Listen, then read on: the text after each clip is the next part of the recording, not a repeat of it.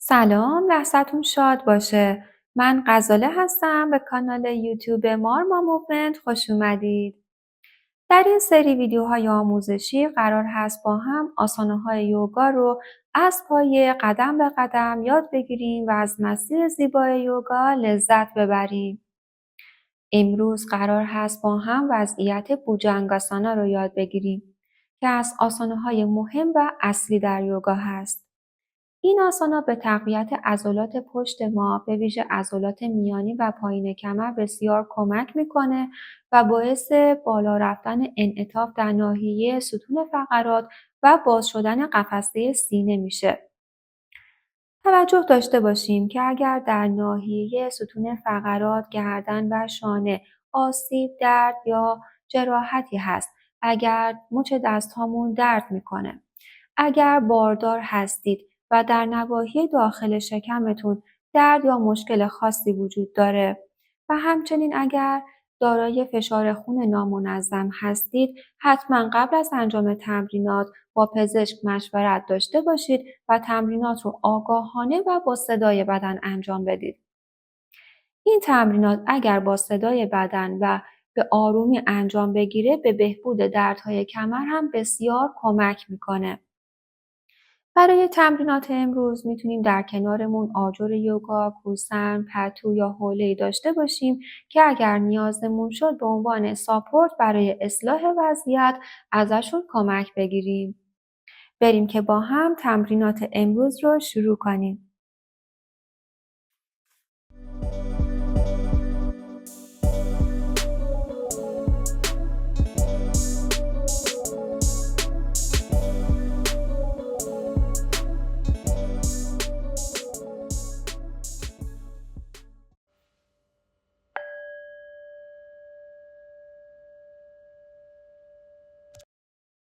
این وضعیت در زبان سانسکریت بهش بوجنگاسانا گفته میشه. بوجنگا به معنی مار هست. در واقع بدن ما شبیه ماری هستش که آماده حمله هست. برای همین به این وضعیت کوبرا پوز یا وضعیت مار کوبرا میگن. خیلی خوب هستش که قبل از ورود به این آسانا بدنمون رو گرم و آماده کنیم. میتونیم از وضعیت اصلاح شده این آسانا یعنی سالامبا بوجنگاسانا استفاده کنیم. من قبلا آموزش این آسانا رو به طور کامل در کانال قرار دادم.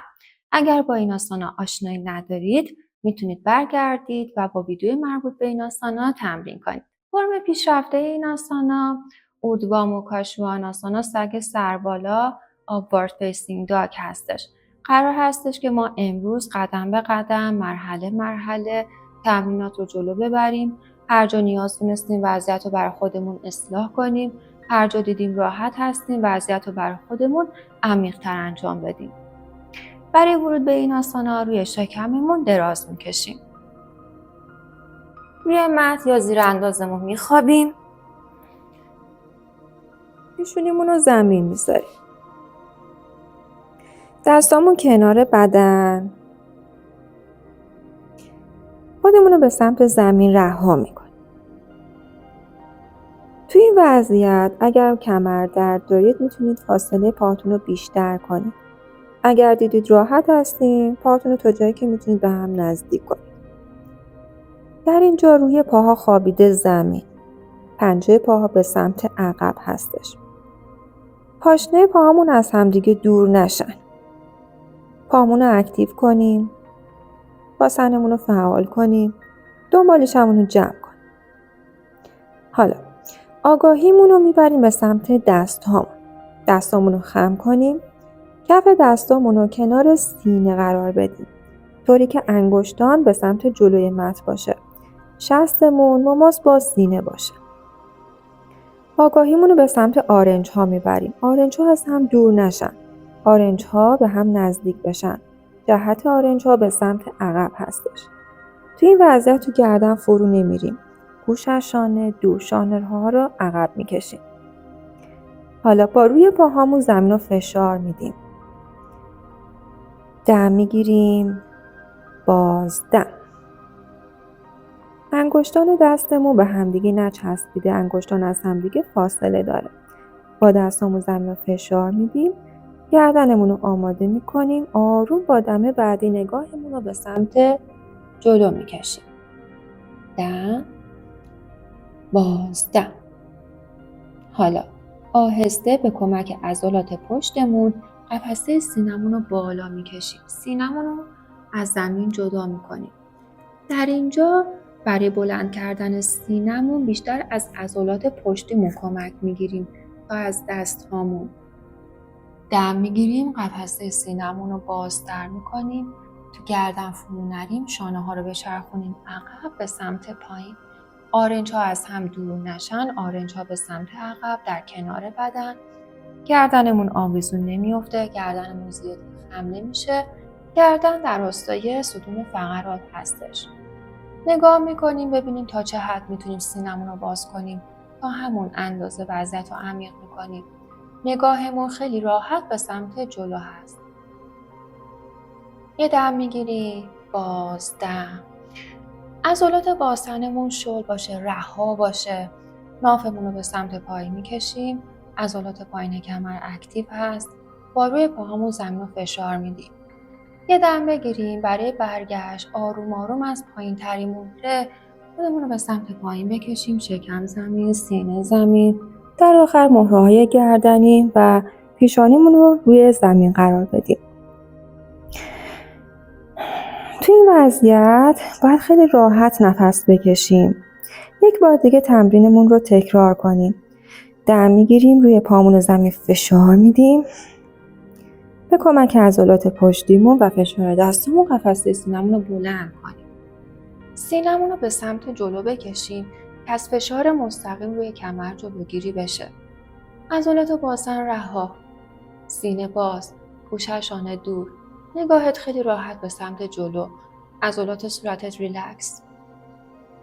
دم در راستای ستون فقرات. باز، دم. این وضعیت بهش بیبی کبرا یا کبرای نیمه گفته میشه. توی این وضعیت آرنج هامون خم هستش. آرنج ها که صاف بشه بهش وضعیت بوجانگاسانا که وضعیت عمیق تری هستش گفته میشه. دوباره دم میگیریم، باز، دم. آروم آروم مهره به مهره برمیگردیم، پیشونیمون رو روی زمین قرار میدیم. اگر ما توی این وضعیت احساس راحتی کردیم میتونیم وضعیت رو بر خودمون عمیق‌تر انجام بدیم و وارد وضعیت بوجانگاسانا بشیم. اگر نه به هر دلیلی به بدنمون فشار بیش از حدی وارد میشد، تو همین وضعیت تا مدتی تمرین داشته باشیم تا آگاهی حرکت توی بدن ما بشینه و بدن ما برای مراحل بعدی آماده تر بشه. حالا اگر خواستیم که این تمرین رو عمیق‌تر انجام بدیم، دوباره روی شکممون دراز میکشیم، پیشونیمون رو روی زمین قرار میدیم. دستامون کنار سینه هستش، مچ دستا زیر شانه، شست دستا مماس با سینه هست. جهت انگشتان به سمت جلو. انگشتان کمی از هم دیگه فاصله دارن. آرنج ها مخم هست، جهتشون به سمت عقب. در کنار بدن نگه می‌داریم، آرنج ها رو اجازه نمیدیم از هم دیگه دور بشن. روی پاها رو به زمین فشار میدیم. یه دم میگیریم با فشار پاها به سمت زمین و به کمک عضلات پشتیمون آروم آروم سینمون از زمین جدا میکنیم. تنمون رو بالا میکشیم. وارد وضعیت بیبی کبرا میشیم. میتونیم از فشار دستامون بیشتر کمک بگیریم، تنمون رو بالاتر بکشیم. آرنج هامون به سمت صاف شدن میره. تا جای خودمون رو بالا میکشیم که لگن از زمین جدا نشه. استخوان شرمگاهی روی زمین بمونه. دم میگیریم، سینمون رو باز میکنیم، ستون فقراتمون رو به سمت جلو میکشیم، نافمون رو به سمت پایین رها میکنیم. توجه داشته باشیم که تو گردن فرو نریم. گوش از شانه ها باید دور باشه. شانه ها رو بچرخونیم به سمت عقب، رها کنیم به سمت پایین. دم میگیریم، خودمون رو میکشیم به سمت بالا. توی این وضعیت عضلات پایین کمر اکتیو هستش که به ستون فقرات فشار بیش از حد وارد نشه. در عین حال عضلات باسن رها هستند. چون اگر عضلات باسن رو منقبض نگه داریم ممکن هستش به لگن فشار وارد بشه و به مرور زمان احساس ناراحتی در کمر و لگن داشته باشیم. پس دوباره خودمون رو چک میکنیم. سینمون رو باز میکنیم. گوش از شانه دور. نگاهمون خیلی راحت به سمت جلو هستش یا خیلی ملایم به سمت بالا که به گردنمون فشار زیادی وارد نشه. اگر گردن درد داریم زیاد گردنمون رو خم نکنیم. کمی چانه به سمت بالا هست. عضلات صورت ریلکس هست. گردن به طور کلی در راستای ستون فقرات هستش که به فشار زیادی به گردن وارد نشه. قفسه سینه باز، در راستای ستون فقرات نفس میکشیم. دم. با بازدم تا جایی که راحت هستیم نافمون رو به سمت پایین بریم. عضلات باسن ریلکس. دم. بازدم. برای برگشت از پایین ترین مهره شروع میکنیم. مهره‌های کمرمون آروم پایین میاریم. شکم زمین. سپس سینه زمین و در آخر پیشانی رو روی زمین قرار میدیم. عالی.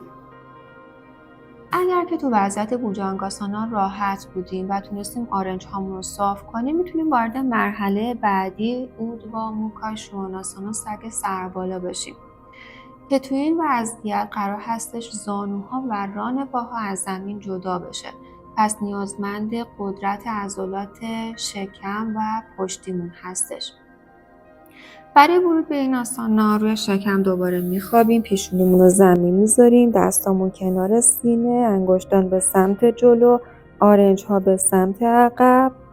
روی پاهامو زمین فشار میدم. دم میگیرم. با دم قفسه سینه‌مو از زمین جدا میکنم. نگاهم به سمت جلو. تنمو بالا میکشم. سینه‌مو به سمت جلو میبرم. آرنج هامو کم کم صاف میکنم تا جایی که راحت هستم. حالا میتونم با روی پام زمین رو فشار بدم. زانوهامو از زمین بکنم. روی پاها از زمین جدا بشه. قفسه سینم کامل باز باشه. تو گردن فرو نریم. گوش از شونه دور. نگاهمون به سمت جلو هست. مایل به سمت بالا. زیاد خم نمی کنیم که به گردنمون بیش از حد فشار وارد نشه. نرم و آروم در راستای ستون فقرات نفس میکشیم.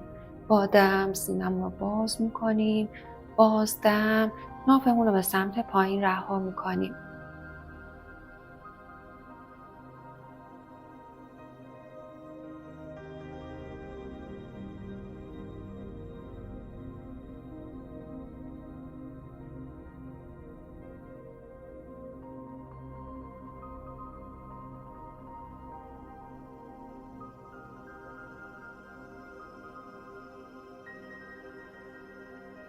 همونطور که میبینید توی این وضعیت برخلاف وضعیت بوجانگاسانا که لگن روی زمین بود و تا جایی که میتونستیم نافمون رو به زمین نزدیک میکردیم توی این وضعیت لگن از زمین جدا شده.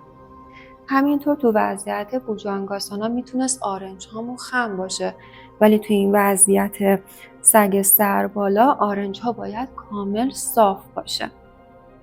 برای برگشت زانوها زمین، ران پا زمین، آروم آروم از پایین ترین مهره روی شکممون میخوابیم و پیشونیمون رو روی زمین قرار میدیم. بسیار عالی. اگر خواستیم این وضعیت رو اصلاح کنیم و این تمرین رو به کمک ابزار انجام بدیم میتونیم از آجر یوگا کمک بگیریم. روی شکم میخوابیم. 2 تا آجر بر میداریم و در کنار سینمون قرار میدیم. این بار کف دستا به جای اینکه زمین باشه روی آجر قرار گرفته. دم میگیریم. آروم قفسه سینمون رو از زمین جدا میکنیم و وارد وضعیت بوجانگاسانا میشیم. تو این وضعیت نرم و آروم نفس میکشیم. سپس از پایین ترین مهره آروم آروم برمیگردیم و پیشونیمون رو روی زمین قرار میدیم. همینطور ما میتونیم از پتو، کوسن یا یک بالشتکی کمک بگیریم. به عنوان مثال اگر زانوهامون توی این وضعیت اذیت میشه میتونیم زیر زانوهامون یک پتویی پهن کنیم که توی این وضعیت آرومتر باشیم. همینطور میتونیم پتومون رو زیر لگن قرار بدیم و یا اینکه از یک بالشتک یا کوسن کمک بگیریم. میتونیم از آجر هم استفاده کنیم. یا آجر با ارتفاعی که راحت هستیم قرار میدیم و برای اینکه نرمتر باشه روش یک پتو قرار میدیم. حالا سینمون رو بهش تکیه میدیم. این کار از سینمون محافظت میکنه و خیلی راحت‌تر میتونیم تو این وضعیت نفس بکشیم. خیلی راحت دم میگیریم، بازدم. پس تا جایی که میتونیم وضعیت رو برای خودمون اصلاح کنیم که تو این وضعیت آرومتر باشیم و راحت‌تر نفس بکشیم. به مرور زمان این آسانا باعث افزایش انعطاف در ستون فقرات میشه. فاصله بین مهره‌ها در ستون فقرات تنظیم میشه. خیلی از مشکلات کمری با این تمرین حل میشه. همینطور این تمرین به باز شدن قفسه سینه و چاکرای قلب هم کمک میکنه. امیدوارم آموزش امروز براتون مفید بوده باشه. خیلی خوشحال میشم که این کانال رو سابسکرایب داشته باشید و اگر دوست داشتین به دوستاتون معرفی کنید. اگر سوال، نظر و پیشنهادی بود حتما به صورت کامنت زیر ویدیو قرار بدید. عشق و سپاس. نماسته.